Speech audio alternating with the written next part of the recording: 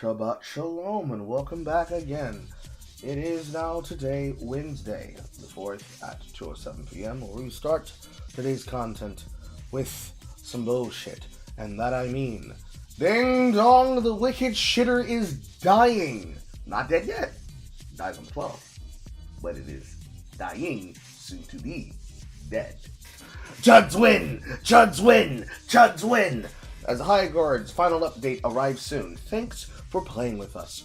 Today we share difficult news, making the decision to permanently shut down Highguard on March 12th. Since launch, more than 2 million players have stepped into Highguard's world, but didn't stay. Stepped in the world, said, ooh, that's shit, and then left. You shared feedback, created content, and many believed in what we were building. For that, we are deeply grateful. Except for Tencent. They didn't believe in your shit, pulling out market capital point as soon as you showed bad early retention. But why did you show bad early retention?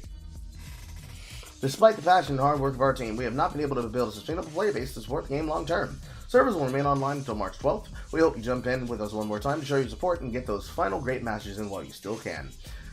Because, you know, if you can just reboot your computer with secure boot and jump in and play for free and waste your time playing in this game and possibly even paying money on macrotransactions that won't be refunded, go ahead and you go ahead and do that and do it in while you still can. The team is excited to release one final game update to enjoy in the remaining life of the game, adding a new warden, a new weapon, account level progression, and skill trees. Oh, great! You can progress as you race for the goal of getting it all done by the 12th, guys. Come on! Why not do it? Why not do it? Huh? Full platinums are coming, and we are targeting tonight or tomorrow for morning patch release. From all of us at Wildlife, but not Tencent, thanks for playing, for supporting us, and being a part of Highguard's story. So, no, they don't get it. They still don't get it. They still don't understand. To this day, they continue to they continue to go about it. They continue not to get what the fucking problem is. And the simple fact of the matter is that we all broke down and told you multiple times, time after time, what was the case of what we said it was the concern and focus of. This is something that you actively could have been able to avoid. This was not gamers bragging about the game's death ahead of time, saying that it was a Concord. No. All of that shit came afterwards. See from a cosmic eldritch brother from another eldritch mother. In the case of Master of the DDS, if we don't quote my own content. We all saw this coming. Even with the hate, the game opened at 100k and still managed to drive away every last player out the door within a single day, dropping to what I reported yesterday was 99% game loss. Starting out from 100 and technically 105k players, dropping all the way down to less than 200, less than 300, low three-figure numbers, cratering constantly, week after week after day in a 45-day period. That is not bad luck. That is the audience looking at the product and deciding that it wasn't worth their time. Then, the developers decided that gamers were the problem, blaming us for the golden handcuffs they were shackled to in the business, instead of admitting that the veil and the cone of silence that was induced by toxic positivity and refusing to listen to real criticism because they didn't like the edge that it came from was the reason that they were put in this scenario.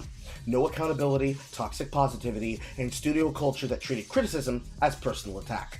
Baked in from the moment that they refused to take a hard look at themselves and the opinions that were leading them in the direction they were going. They set up the dominoes, they tipped them over, and now you're acting surprised that they fell the exact same way that everybody predicted when they saw this come out and they knew that it had absolutely nothing to it that would keep people in the fucking building when you sold this as a brick and mortar store.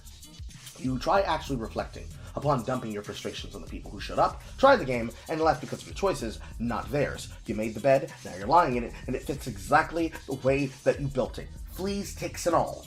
This is the truth of the issue of the matter when it comes to Highguard. There will be thousands of people who are going to make accusations and claims as the whole. For example, the accusation and claim that actually former senior level head designer for Highguard, Alex Garner, speculates that the game failed because it leaned too far into the competitive scene, which would have been a turnoff for players. Except for the fact that there is no competitive scene to even talk about because of the fact that you have the exact same post-mortem across the table, the same way that they had when they said that it was after $400 million, but Highguard saying it after 45. The real answer about the fact of the matter is that nobody needed another hero shooter. That's not a fundable conclusion. And ultimately, you can't really say this about a lot of shit. Some people are going to claim and say that it's Highguard and Deadlock just existing there. No, that's not the problem. The problem is that you had a piece of content that could not stand the test of time, and instead of actually bringing people in the building and bringing up a fact of matter that would benefit the case for you to continue existing, you said, no, gamer chuds. That's the reason why it's failing. Gamer chuds. We already did this number before. We don't even have to do it again. For that recording, please go to the last broadcasts that were put on Carl at Home that are inside the playlist that you can find on my channel. But no, it's very simple. You can be able to look at it for what it is on the table when you're considering what the game is actually worthy and what the game actually has to offer. The fact of the matter is that it all starts from the beginning of how you chose to put forth the product and how you chose to treat people and how they looked at your product. It is very simple. It is very simple.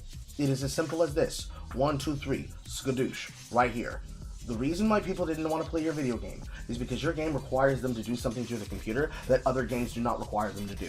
Let's look over at Apex Legends. Do I have to do secure boot? No, I do not. Oh, let's look over at another title. Do I have to do it with the finals? No, I do not. Let's go even further with the case example of what I might have to do with a video game made by somebody like the Embark Studios. Let's try it with Arc Raiders, mind you. Do I have to do secure boot with Arc Raiders? No, I actually do not. I can just buy the game. I don't know. Helldivers? No, I can just buy the game. I don't know. Let's see another one that we could potentially do it to. What about the First Attendant? What about the Nexon Slop that has just had leadership be shown that he deserves to have money and position? No, actually not. And they even have the shit directly on the fucking service with the same things that you're selling. What about any other game that is in that forward-facing field? No, it is the case that every single goddamn one of them do not have to do this with the product. And that is the first problem you have right out the gate. You're making a presumption that people have to do something that is equivalent to Vanguard for something like Riot Games in order to consume and enjoy your product. And then you put out 3-on-3. That was garbage. Then you tried to put out 5-on-5.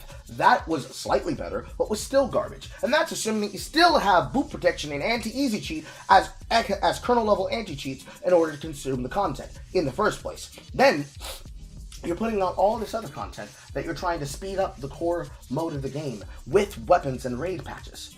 And unfortunately, no, it's not this. This is not the reason why.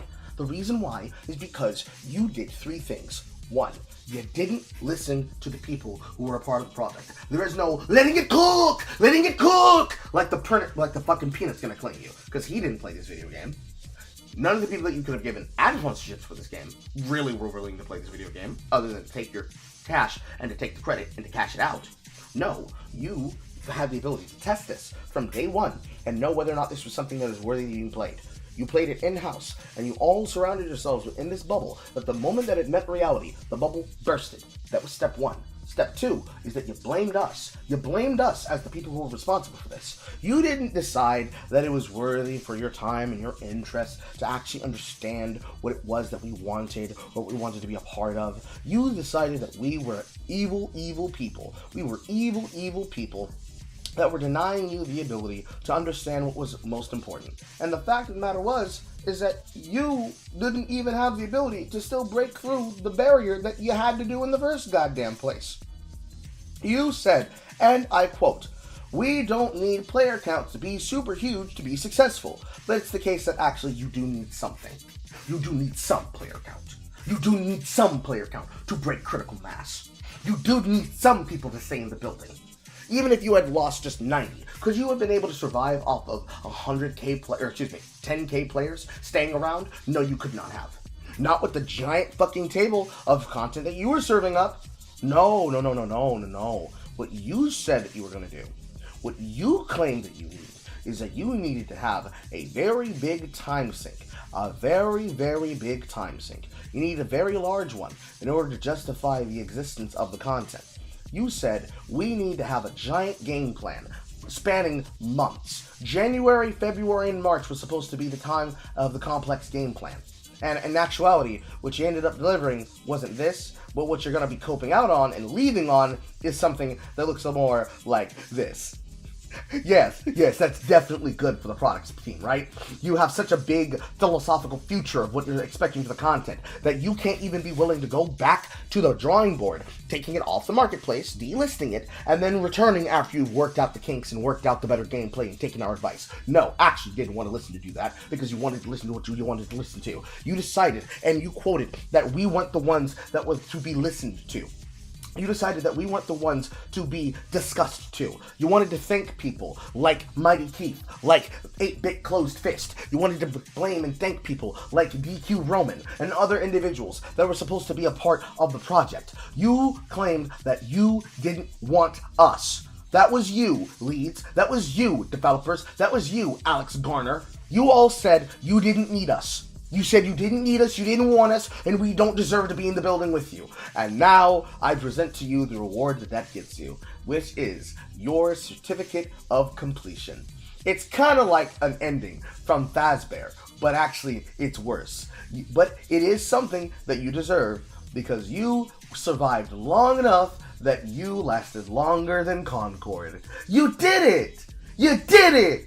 And you did it while antagonizing us and putting yourself in the position that brought you here, which is that you didn't want to make something for consumers. You didn't make something for a demographic of the audience. You wanted to make something for the modern audience, the modern Twitch audience. We have already discussed this concerning Marathon. That'll probably be a video for tomorrow. But Marathon had to get people to chill for the game, okay? They had to pay people to play the game, and the game's shit, and it's ass, and it's already cratering too. But you didn't even want to do that. You wanted to make it for the industry, by the industry. And so in that 1-2-3 knockout, you fucked the players, you blamed us for your failure, and now you're sitting there crying saying, well, we did a good try, we did our best, we did our best. And your best wasn't good enough, because you didn't actually want to hear what had to be said from the real people who would have supported you. People like me would have walked into the room and told you every single goddamn part of the problem that would have needed to be fixed in order for you to pull people. You didn't want to hear from us. No, you didn't want to hear from me. You didn't want to hear it from the real. You didn't want to hear it from the buyers. You didn't want to hear from the people who actually have dollars in the pocket to spend. You wanted to support niggas that didn't ever plan to play your game if it wasn't free. You go down the same way that Smite's going down. The same way that Battle Right's going down. The same way that any other game in the market field that's trying to copy a MOBA is going down. How Super Vibe went down. Look at these games. Go to the channel of Nerd Slayer and look up Death of the Gamer and see how those games died too. The fact of the matter is that you did not have people in the room when it happened, and you decided to blame us for your fuck up. And instead of taking accountability, you further blamed us as the reason why it's happening, saying we were wishing on your downfall, and that we fucked it on our behalf to see you struggle, crawl, and fail. And that's not the reality. Many people gave you a chance further than you actually deserved even then, and you were more than happy to go dying with the ship, claiming toxic positivity is the way to build things. No, in fact, it is the case that it's not, because these people will not support you and they will not fight for you. They have already moved on to the next thing. They have already moved on to Marathon, and Marathon's already dying on its ass too. So, might I suggest for you that what you do in the future is the following. 1, when you blame us, make sure that you have your shills in the room with you who are willing to show you the reality of what it is you're talking about when you claim that we're the ones doing it. Number 2, when we tell you something is bad, ask us why it's bad. And number 3, above all else, if you're going to blame someone, and if you're going to say that it's our fault for what happens next, you remember that there were thousands of other people that came before you with end-of-life service, and not unlike Let It Die, which is actually going out the right way, you know, the way that we said we would with Stop Killing Games, you remember that when you look at the history of your content, if there was ever even a part of it that is left up to be looked at, that you have a legacy, a very big, great legacy of intention. And that legacy is not a legacy of people remembering you for what was good. It is people remembering you for things like this. That's your history. This your future. This is your actual legacy.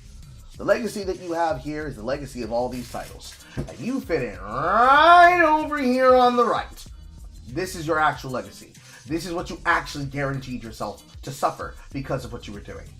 You have to admit that this was the consequence that you were always moving towards. You knew that it was what was going to happen. You knew that if you didn't find the player base and make it possible, that was the case. It was the case that you, Wildlight, tried to trick us, the player base, into supporting something that was actually backed by Tencent. And lo and behold, when that shit didn't work out for you, what did Tencent do?